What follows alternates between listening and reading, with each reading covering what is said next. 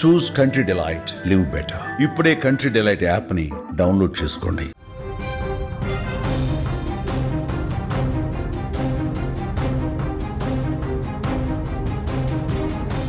నైరుతి బంగాళాఖాతంలో ఏర్పడిన ద్రోణి ప్రభావంతో ఆంధ్రప్రదేశ్లో పలు ప్రాంతాలలో వర్షాలు కురుస్తున్నాయి.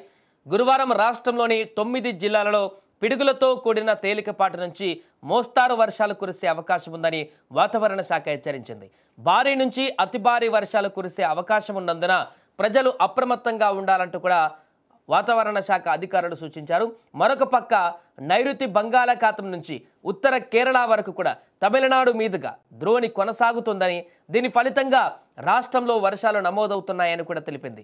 ద్రోణి ప్రభావంతో ఇవాళ కృష్ణా, ప్రకాశం, నెల్లూరు, అనంతపురం, శ్రీ సత్యసాయి, కడప, అన్నమయ్య, చిత్తూరు, తిరుపతి జిల్లాలలో అక్కడక్కడ పిడుగులతో కూడినటువంటి వర్షాలు పడతాయని అంచనా వేశారు. మిగిలిన జిల్లాలలో తేలికపాటి జల్లులు కురిసేటువంటి అవకాశం ఉందని కూడా వివరించారు. సో వర్షాల సమయంలో ప్రజలు జాగ్రత్తగా ఉండాలని, అకస్మాత్తుగా ఉరుములు మెరుపులతో వర్షం పడుతున్నప్పుడు ఎట్టి పరిస్థితుల్లో కూడా చెట్ల కింద కానీ ఆశ్రయం పొందవద్దని రాష్ట్ర విపత్తుల నిర్వహణ సంస్థ మేనేజింగ్ డైరెక్టర్ ప్రకాష్ జైన్ హెచ్చరించారు.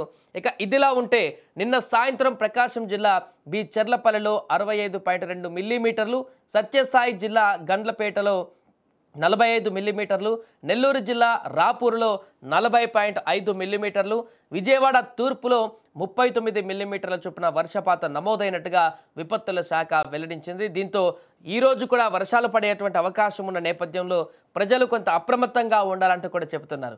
వరుసగా గత కొన్ని రోజులుగా ఏదో ఒక చోట వర్షాలు కురుస్తూనే ఉన్నాయి ఆంధ్రప్రదేశ్లో. ముఖ్యంగా ఈ తుఫాన్ వచ్చినటువంటి తర్వాత అంతకుముందు కూడా వర్షాలు పడ్డాయి. ఈ మోంతా తుఫాన్ వచ్చి వెళ్ళిపోయిన తర్వాత పూర్తిగా ఇంకా వర్షాలు రావు, సద్దుమణుగుతుంది అనుకున్నా కూడా అల్పపీడనాల కారణంగా ఇంకా అక్కడ వర్షాల ప్రభావాలైతే కొనసాగుతున్నాయి. మోంతా తుఫాన్ సృష్టించినటువంటి విధ్వంసపరమైనటువంటి పరిస్థితులు లేకున్నప్పటికీ కూడా సాధారణ వర్షం ఏ రకంగా వస్తుందో ఆ రకంగా ఇప్పుడు వర్షపాతం అయితే నమోదవుతుంది. పలు జిల్లాలలో అయితే కొంత ఎక్కువగా ఆ వర్షం నమోదవుతుంది. ఈ కారణంగా రైతులు తీవ్ర ఇక్కట్లు పడుతున్నారు.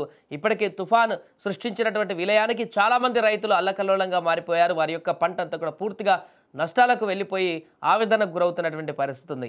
అలాంటి సందర్భంలో చేతికి వచ్చినటువంటి పంట ఇప్పుడు మరలా వర్షాలు కురుస్తున్నటువంటి సందర్భంలో కూడా వాటిని కాపాడుకునేందుకు నానా తంటాలు పడుతున్నారు. ఈ నేపథ్యంలో అటు రైతులు పంటలను కాపాడుకోవడంతో పాటుగా ప్రజలు, సామాన్య ప్రజలు ముఖ్యంగా బయటకు వెళ్ళినప్పుడు హెవీ వర్షాల కారణంగా తమ కార్యక్రమాలను కొంతమేరకు తగ్గించుకోవాలంటూ కూడా చెప్తున్నారు. అక్కడక్కడ కొంత ఫ్లాష్ రైన్స్ లాగా వచ్చేటువంటి అవకాశం ఉంటుంది కాబట్టి ఊహించిన విధంగా వర్ష ప్రభావం పెరిగేటువంటి అవకాశం ఉంటుంది కాబట్టి ఈ నేపథ్యంలో ప్రతి ఒక్కరు కూడా వర్షాలు పడే సమయంలో ముఖ్యంగా అత్యవసరమైతే తప్ప బయటికి వెళ్లకుండా ఉంటేనే బాగుంటుందంటూ కూడా చెప్తున్నారు. ఎందుకంటే ఇది ఉరుములు, మెరుపులు, పిడుగులతో కూడినటువంటి వర్షం కాబట్టి పిడుగులు ఎక్కువగా ఉండేటువంటి అవకాశం ఉంటుంది కాబట్టి ఆ సమయంలో బయట ఉంటే ప్రాణాలకే ముప్పు ఉండేటువంటి అవకాశం ఉంటుంది కాబట్టి ఖచ్చితంగా ఈ వర్షాలు పడేటువంటి సమయంలో అయితే కొంత జాగ్రత్తలు తీసుకోవాలని చెప్తున్నారు. ఏదేమైనా కూడా మరొకసారి ఈ యొక్క 9 జిల్లాల మేరకు కొంత వర్ష ప్రభావం అధికంగా ఉండబోతుంది ఆంధ్రప్రదేశ్లో. ఈరోజు ముఖ్యంగా ఆ యొక్క వర్ష తీవ్రత ఉంటుందంటూ కూడా అధికారులు హెచ్చరించిన నేపథ్యంలో ఆ ప్రాంతాల్లోని ప్రజలైతే కొంత జాగ్రత్తగా ఉండవలసిన పరిస్థితి అయితే ఏర్పడింది.